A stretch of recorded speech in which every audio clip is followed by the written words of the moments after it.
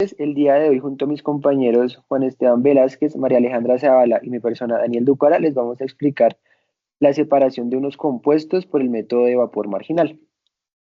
El día de hoy vamos a tomar como compuestos prueba estos alcoholes y un compuesto que es agua, con unas respectivas cantidades dadas para cada uno de los compuestos.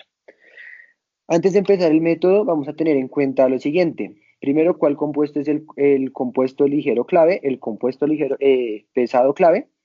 Y buscando una recuperación del 99.9% del compuesto ligero clave.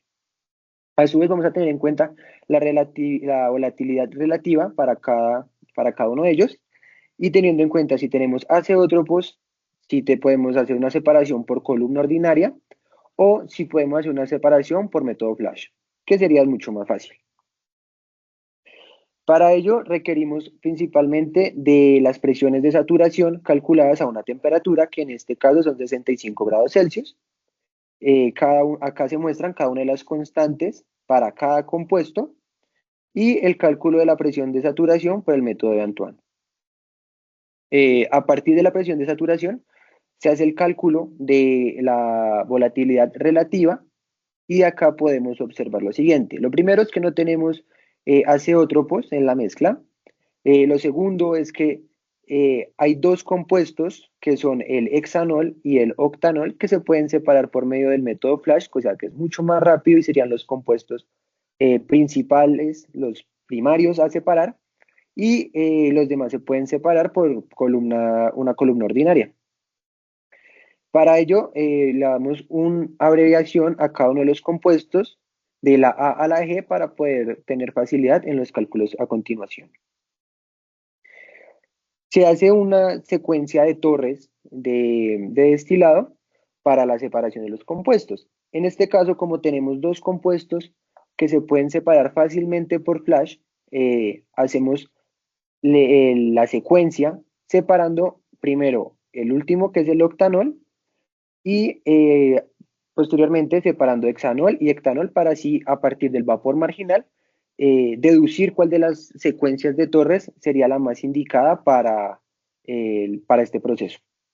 Bien, ahora vamos a hacer una tabla para constituir los flujos de cada una de las torres. Esto en el alimento, destilado y fondos. Entonces tenemos que, para todas las posibles entradas que están ahí, como se pueden ver en pantalla, podemos decir que el componente que está al lado del slash es el componente pesado clave. Entonces, para la parte del alimento tenemos cada una de las entradas que se supusieron anteriormente. En la parte del destilado tenemos la parte que sale en la parte de arriba en el destilado de la torre. Esto teniendo en cuenta pues la recuperación del componente ligero. En la parte de fondos tenemos que pues es la masa restante que nos sale en el destilado para cada una de las posibles composiciones. Después constituimos una tabla donde van las fracciones de los flujos de las torres para cada una de las posibles secuencias, como se puede ver en pantalla. Entonces la sumatoria tiene que ser 1. Ahora vamos a calcular las presiones en el destilado siguiendo la ecuación para determinar KI y el diagrama que nos permitirá seguir una serie de pasos para seleccionar el condensador del sistema. En primer lugar, tenemos la tabla que nos va a permitir calcular las presiones de saturación, como lo comentaba mi compañero Daniel. La temperatura que vamos a utilizar en el destilado para este caso es de 65 grados Celsius. Y esas presiones de saturación se calculan con las constantes de Antoine y con dicha temperatura. Seguimos con el cálculo de KI, que se obtiene a partir de las presiones de saturación y las presiones de burbuja. En este caso se asume, antes de llegar a lo que aparece en el Excel, se asumen las presiones de burbuja como 1 para realizar este cálculo. Y posterior a ello, seguir con el siguiente paso donde se multiplica ese valor de KI por la fracción que se mostraba en los flujos que comentaba también y exponía mi compañero Juan Esteban. Y a partir de eso se utiliza el método Solver de Excel, donde se tiene que iterar los valores de de la tabla para que la suma tenga que dar 1 y al final nos den las presiones de burbuja. De estas presiones de burbuja se tiene que pasar ese valor en bares a PCIA. ¿Para qué? Para irnos al diagrama de flujo y guiarnos. En el diagrama de flujo, lo que nos dice el diagrama de flujo es que si las temperaturas de las presiones de burbuja en PCIA son menores a 215, entonces se utilizaría un condensador total y se podría asumir una presión del condensador de 30 PSI. Ahora vamos a determinar la temperatura de salida de cada corriente en los fondos. Esto pues lo haremos a través de la presión obtenida anteriormente, como le dijo mi compañera María Alejandra. Entonces, como tenemos una presión de 30 PSI, debemos tener en cuenta la caída de presión a la entrada del condensador. Entonces, se determinó una presión para este de 2 PSI y para la torre una presión de 5 PSI. Por eso vamos a usar 23 PSI para la temperatura. Después se hace el cálculo de la presión de saturación a una temperatura inicial y después hacemos el cálculo del KI a partir de la presión de saturación y la presión expuesta anteriormente. Esto pues modificándola a bares.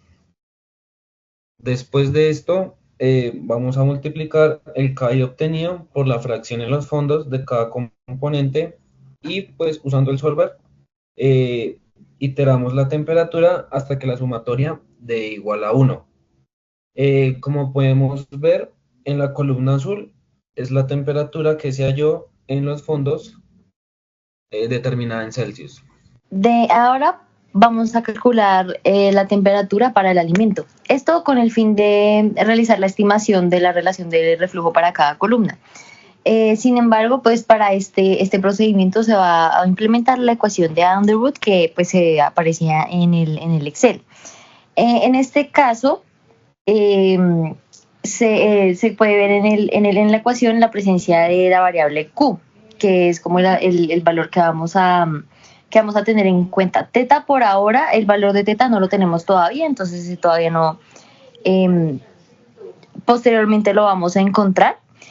Lo importante aquí es calcular la volatilidad. Entonces, para calcular la volatilidad se calcula a partir de las presiones de saturación en el alimento, en este caso porque estamos hablando del alimento, pero teniendo en cuenta una variación en la temperatura. En esta tabla nos vamos a enfocar más en la temperatura a comparación de las anteriores, en donde nos enfocábamos un poco más en las presiones. Sin embargo, también teniendo en cuenta esto de las presiones, tienen en cuenta los mismos 30 PSI que se tomaban del cálculo de presión de burbuja. Sin embargo, se agregan 0.35 bares como para corregir un poco la caída de presión. Para el cálculo de la presión se hace lo mismo con las constantes de Antoine, pero teniendo en cuenta la temperatura que se está estimando para dicha tabla. Lo mismo que anteriormente se demostraba, de igual forma se va a calcular el KI de la misma manera, se va a calcular la multiplicación de la variable KI por las fracciones en los flujos y de igual forma se utiliza el método solver de Excel para que la sumatoria de la multiplicación dé 1. Sin embargo, como les mencionaba, la diferencia acá no es hacer esta iteración para hallar las presiones de burbuja, sino para hallar las temperaturas en el alimento. A continuación de ello, vamos a hacer el cálculo de la volatilidad relativa a partir de las presiones de saturación y la modificación que tienen estas debido a la temperatura calculada en la tabla anterior, las cuales se expresan aquí en este pedazo de la tabla. Para la ecuación de Underwood vamos a tener en cuenta que en las entradas tenemos vapores parciales, lo que la tabla nos indica que el Q en este caso sería igual a 1, por lo que la ecuación quedaría igualada a 0 y ya conociendo la volatilidad relativa y la fracción en el alimento podemos determinar el valor de teta que pues desconocemos en este momento. Para ello acá aplicamos un valor de teta cualquiera, que en este caso puede ser 1, para aplicar la ecuación y en la sumatoria, acá en este caso, asumir por el método del solver que el valor que nos dé la sumatoria sea 0 mientras iteramos el valor de teta, así obteniendo los valores correspondientes a teta en la columna de color azul. Ahora vamos a hacer los cálculos para la ecuación de Underwood, pero esta vez usando las fracciones en el destilado. Entonces, de igual manera que en la tabla anteriormente expuesta, la volatilidad relativa y los valores de teta son los mismos. Básicamente se copiaron y se pegaron. Sin embargo, como les mencionaba, el cálculo de la ecuación de Underwood, se toma esta vez el fracción del destilado. Solo que ¿para qué? Para hallar el reflujo mínimo. El reflujo mínimo pues lo hallamos para determinar un tamaño adecuado para la columna de destilación que finalmente podrá lograr la separación de los componentes. Y ahí es cuando se expresan los números finales que se aprecian al final de la tabla. Ese es el R mínimo de cada una de las posibles entradas de la secuencia de reactores. Y este es el último paso que se necesita para poder llegar a los cálculos de la tasa de vapor marginal. Bien, ahora se calcula el reflujo teniendo en cuenta 1.2 veces el reflujo mínimo calculado y una tasa de vapor teniendo en cuenta el reflujo más 1 por el flujo del destilado. Y se hace el cálculo del vapor marginal para cada corriente. Esto pues restando la tasa de vapor de la corriente con la tasa de vapor de la corriente binaria, como se puede ver en las columnas en la parte de azul, teniendo en cuenta los compuestos ligeros claves y ligeros pesados. Por último, se hace una tabla con las secuencias de las corrientes, como se expresaron en el principio del video, y se hace una sumatoria de los vapores marginales para cada una de estas corrientes, como se puede mostrar en el lado posterior derecho de la tabla. Se elige la combinación que consuma un menor vapor marginal, que en este caso sería la que se encuentra en posición número 9, y que gráficamente se vería de la siguiente manera, separando primero los compuestos F y G, que son los más volátiles, y seguido de ello empezar a hacer una destilación de cada uno de los componentes. Con esto culminamos el video y la explicación de vapor marginal para la separación de estos 7 alcoholes y el compuesto de agua. Muchas gracias.